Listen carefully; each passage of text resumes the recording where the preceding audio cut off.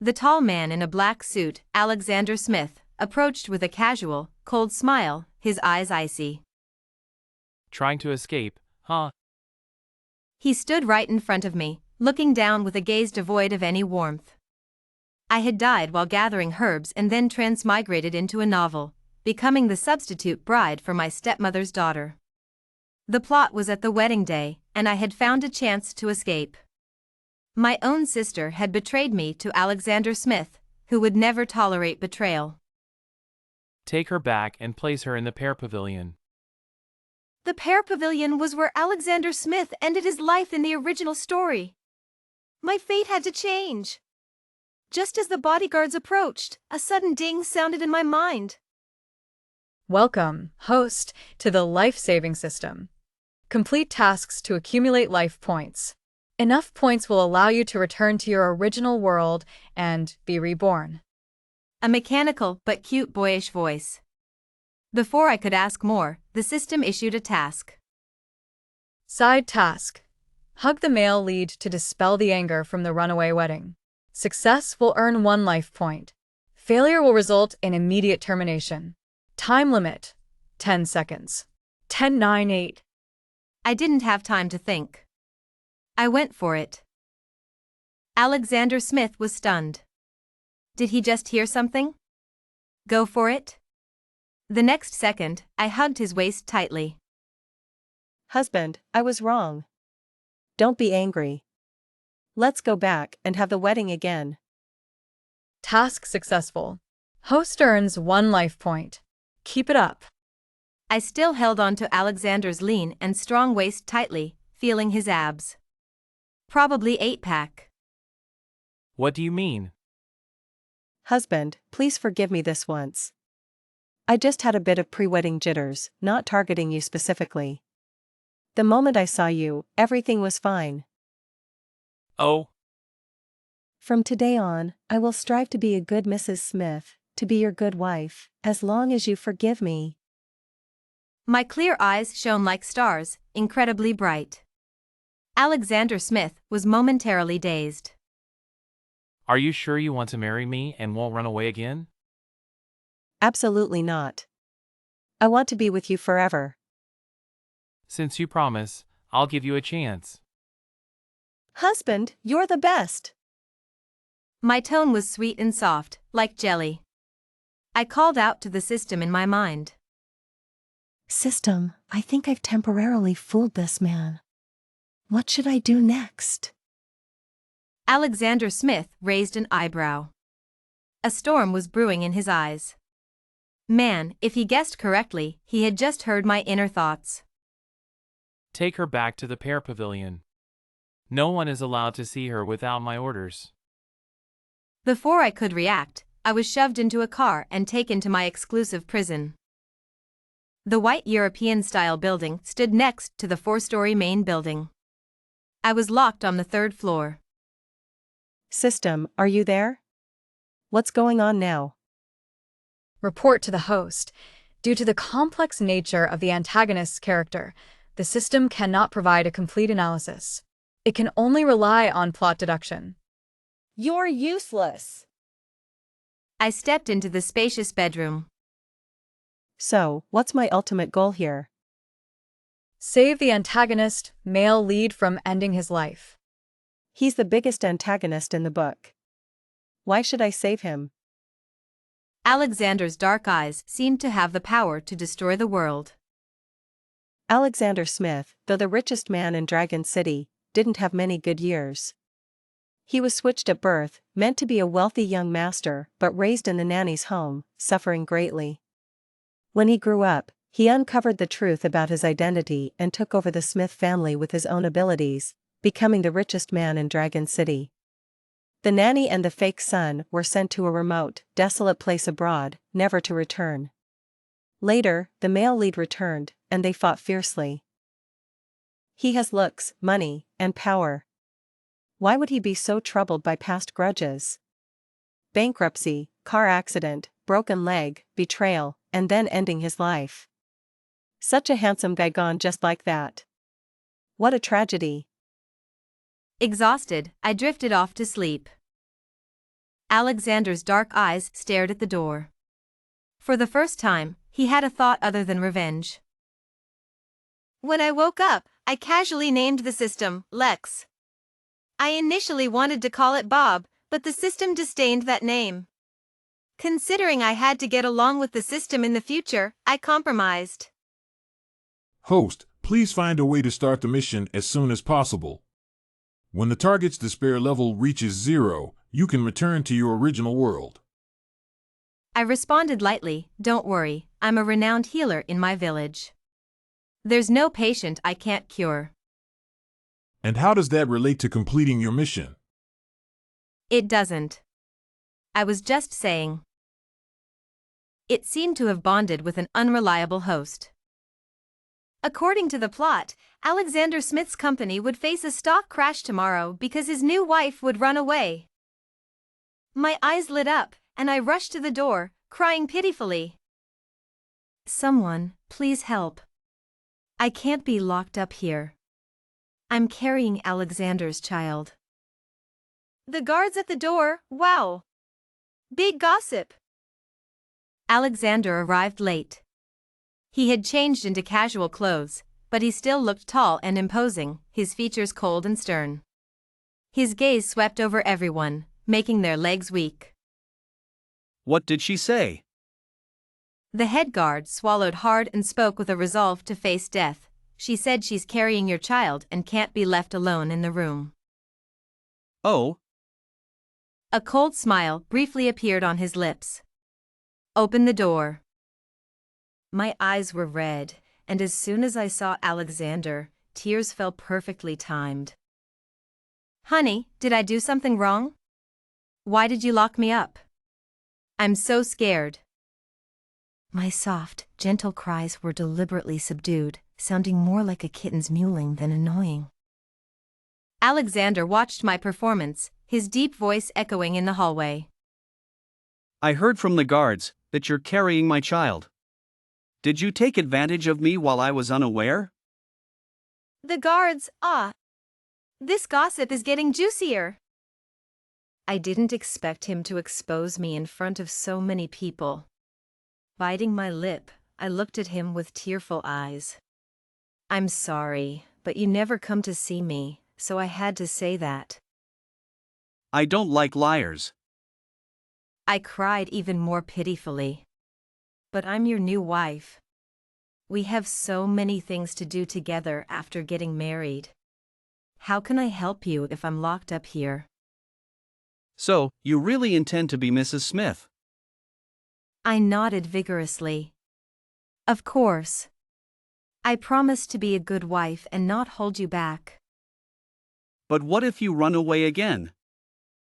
"Well, if I run away, you can catch me and tie me to the bed for 3 days and nights." The system covered its eyes internally, shocked by my boldness. Alexander's pupils dilated uncontrollably. Did this woman have no shame? Can you be mindful of your status? I was confused. Oh, sorry, I forgot there were others around. I'll only say such things to you in the future. Come here. Seeing that he had relented, I happily followed him. I boasted to the system in my mind, "How about that, Lex? My tactic worked. He seems like someone who avoids women. He probably hasn't even held a woman's hand. Just a little teasing, and he couldn't handle it." Alexander. A low pressure emanated from him. I was oblivious to his changing expression, still basking in my success. You haven't dated either. You've been single your whole life. So what if I've been single? So what if I haven't dated? As a renowned healer, my biggest hobby is reading novels. I know all the tricks to woo a man, just haven't had the chance to practice. I hadn't dated or been intimate with any man. Alexander's intimidating aura vanished. This little thing from another world was interesting. Let's continue playing. Alexander led me back to the main building, its European design luxurious and elegant, exuding wealth at a glance. While I curiously observed the surroundings, Alexander had already sat on the sofa, crossing his legs. He remained silent, his scrutinizing gaze making my back feel cold. I quickly tried to hide my lack of experience, not realizing I had already been exposed. I thickened my skin and sat beside Alexander. I didn't attend today's wedding. It must have caused some trouble, right? What kind of trouble? For example, someone might use it against you? Saying I didn't attend the wedding because of your character or other issues, exposing negative information about you. Could it affect your company's stock price? You seem to know a lot about this. Well, as your wife, I have to be strong and support you in managing such a big family. Not needed. Why was this antagonist so unyielding? He'd regret it when his stock price dropped tomorrow. Alexander glanced at me from the corner of his eye. It seemed this little woman was eager to solve his company's stock issue tomorrow. All right, let's see what happens next. What do you suggest? Seeing him change his mind, I straightened my back, excited.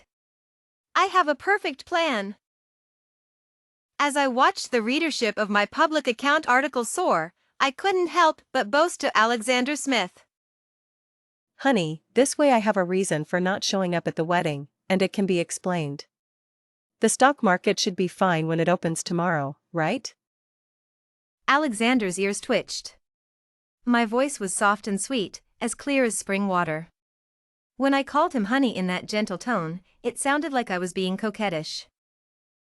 We'll see tomorrow whether there are any problems. Oh. Honey, are you hungry? You probably didn't have much time to eat at the wedding. Should I ask the kitchen to prepare something? Actually, I was the one who was hungry. Alexander, sensing my thoughts, felt a bit mischievous. You're already Mrs. Smith. Why don't you cook yourself? My eyes widened, making me look even more like a cat. I cursed inwardly. My hands were only meant for diagnosing and brewing medicine, not cooking. Unless Alexander had some hidden ailment that needed my treatment, I might consider it. Unwilling? It seems you don't sincerely want to be my wife. No, it's just that I've never cooked before, so I'm afraid it won't taste good, and you won't like it. No worries, I'll manage with whatever you make. I frowned and called out to the system in my mind. Is he out of his mind, really treating me like his wife? Isn't that a good thing? Good, my foot. What if he starts ordering me around to serve tea and water, or worse, asks me to run his bath? Running a bath? That's actually a good idea, noted. I didn't realize I was digging a huge hole for myself. Unable to find another excuse to refuse, I forced a smile. I'll go cook then. I'll just add so much salt that you can't eat it. But I really hadn't cooked much before, so I was quite clumsy. On purpose, I broke a bowl here and dropped a plate there. The spacious, clean kitchen soon turned into a mess. Someone stood with arms crossed, leisurely watching me struggle, with no intention of helping. Truly despicable to the extreme. I would be his savior in the future. And he repays kindness with enmity. That's enough. If he teased me any longer, this little cat might explode. My eyes curved into a smile. Honey, you're so good to me. Alexander. The servants quickly cleaned up the kitchen and prepared a simple Chinese dinner for us. After dinner, I suddenly realized a serious problem. Now that I wasn't being held captive, did that mean I had to share a room with Alexander? No way! I was still a maiden, my reputation couldn't be ruined here. What if he lost control in the middle of the night and did something to me? Honey, today is our first day of marriage, but I know our living habits are very different, So let's take some time to get used to each other. I'll sleep in the guest room for now, and later. No need, you'll sleep with me. His deep voice sounded, and I was shocked, feeling like I saw a fleeting, interested look. But I snore at night. No problem, I sleep well. I also kick in my sleep. I might accidentally kick you off the bed. I'll make sure you sleep well. I also sleepwalk. I might pick up a knife and start swinging it around the room. I'll have all dangerous items removed from the room. Alexander said calmly. Let's go, it's time to go to bed, my new bride. The more I thought about it, the more I felt for him. Bankruptcy, car accident, broken leg, betrayal, and then ending his life. Such a handsome guy gone just like that. What a tragedy. I was too tired, with no energy to think about the book's plot. I only knew two things. 1. The big shot wasn't a villain by nature, but was forced to retaliate. 2. I had to cling to the big shot and make him give up the idea of ending his life. Thinking of this, I felt even more exhausted and drifted off to sleep. Alexander Smith's dark eyes stared at the door. For the first time, he had a thought other than revenge. Of course, I know what time it is, sister. But I heard you were locked up in the pair pavilion, so I came to check on you. I was so worried. Alexander Smith didn't do anything to you, did he? I forced a smile and replied. I'm fine, still alive. I'm sorry, sister. It's all my fault. I didn't come up with a better plan for you to escape, and now you've been caught by that devil. But don't worry, sister. I'll go and explain to Alexander Smith that it wasn't your fault for running away. Look at that, isn't she the classic rebellious damsel that domineering male leads love? No wonder she's the best friend of the original book's heroine. I didn't want to waste my breath on her, so I said. Wait. I hung up the phone, preparing to go downstairs. But then I glanced at my clothes, a curious smile forming on my lips, and I strode into Alexander Smith's walk-in closet. As long as I didn't mess up his arrangements, doing something else should be fine, right? But as soon as I entered, I was a bit stunned. On the left side of the closet, behind transparent glass, were mostly Alexander Smith's clothes. Aside from shirts, they were predominantly black and gray, mostly formal wear, with hardly any casual clothes. The watches lined up on the watch winder were worth at least $1 million each, their luxury almost blinding. But that wasn't the most important thing. Lex, come out. Host, I'm very sleepy. You better have something important to say. So your short-term rest is just sleeping? That's not important.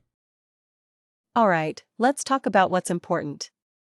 Why does Alexander Smith's closet have so many women's clothes? Are they for me, the runaway bride? I was a bit flustered. Host, since you've discovered the hidden traits of the main antagonist, the hidden plot is being unlocked. Although Alexander Smith didn't love his fiancée in the original book, he was genuinely preparing for the wedding. He even bought a whole closet full of clothes for me. Enough to make my head spin. And I ran away under Lena's instigation. No wonder he was so angry. The cold-hearted villain had such a considerate side. My heart felt a bit pricked, a bit sour.